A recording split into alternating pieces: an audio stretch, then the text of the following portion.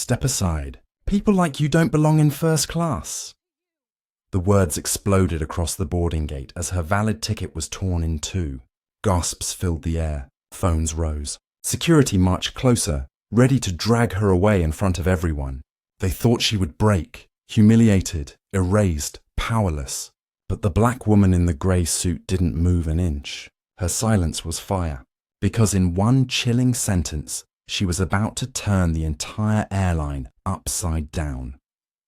The gate at Terminal C16 buzzed with impatience as passengers shuffled forward, boarding passes in hand. But when the black woman in the tailored grey suit stepped up to the counter, the atmosphere snapped. The flight attendant's smile vanished. "People like you don't belong in first class," she sneered, her hand snatching the ticket and tearing it down the middle with one swift motion. Gasps rippled through the line. A few froze in disbelief.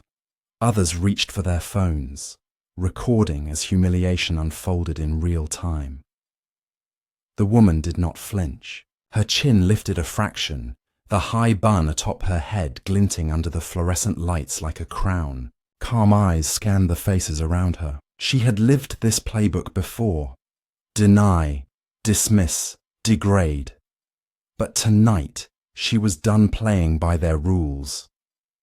A supervisor in a navy blazer stepped forward, his voice slick with authority.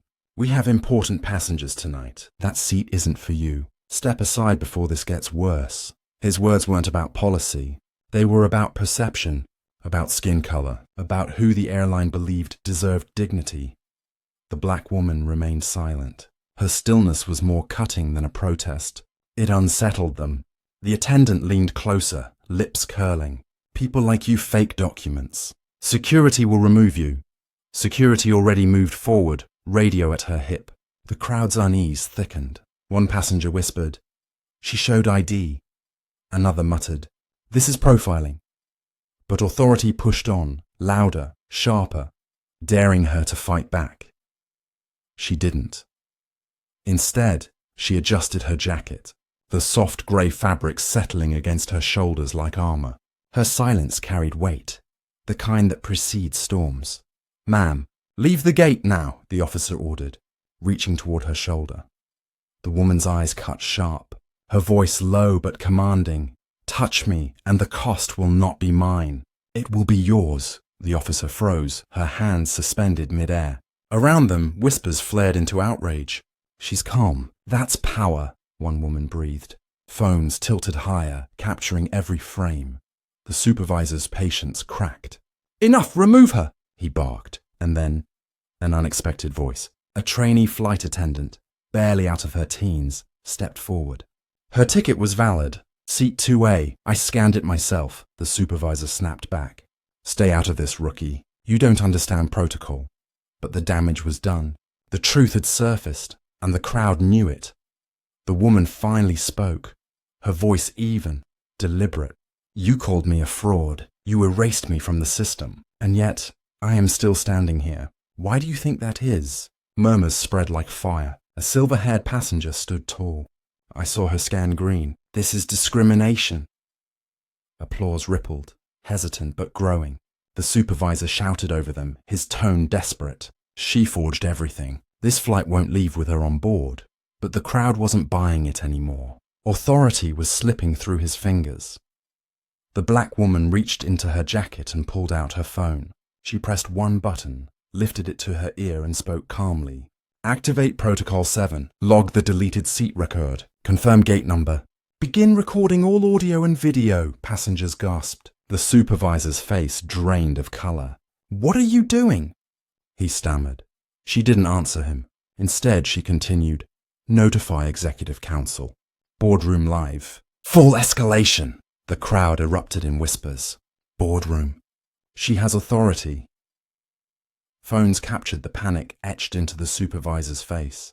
The officer's voice shifted, softer now. "Ma'am, who exactly are you?" Her gaze never wavered. "You'll know soon enough." The supervisor tried one last bluff. "She's nobody, a liar." His words rang hollow. The woman lowered her phone, then spoke with precision. "I am not your passenger. I am your employer." Gasps detonated through the terminal. A second voice echoed through her phone speaker, crisp and undeniable.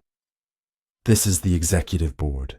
Identity verified. The woman standing before you holds a 20% stake in this airline. The terminal shook with collective disbelief. A teenager live streaming nearly shouted into his device, "You're hearing this live. She owns part of the airline." Viewer numbers spiked instantly. The officer stepped back fully now, tone apologetic. "Ma'am, I didn't know." Her reply was a blade. "You didn't need to know to treat me with respect."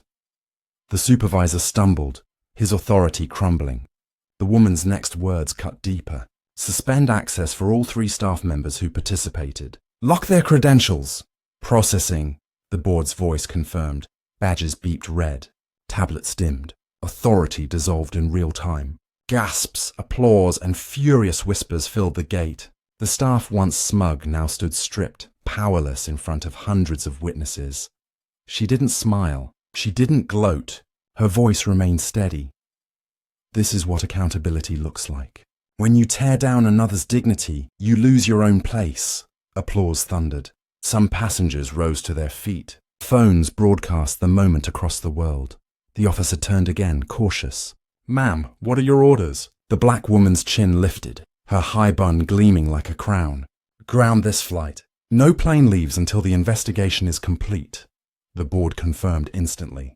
Flight suspended, crew removed. Regulators notified. The supervisor sagged against the counter, pale, broken. The attendants stared at their dead screens, badges useless in their trembling hands.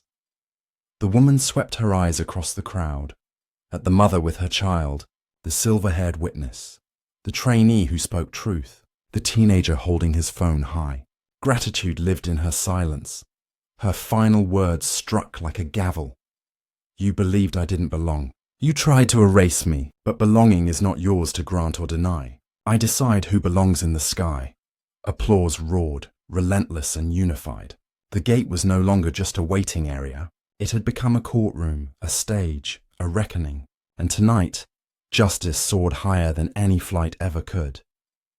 Moments like this should never be silenced. Hit like if dignity matters, and share this story so the world cannot look away. Comment your city and the line that struck deepest. Then subscribe, and don't forget to turn on notifications, because the next time power tries to erase someone, you'll want to be here when truth strikes back.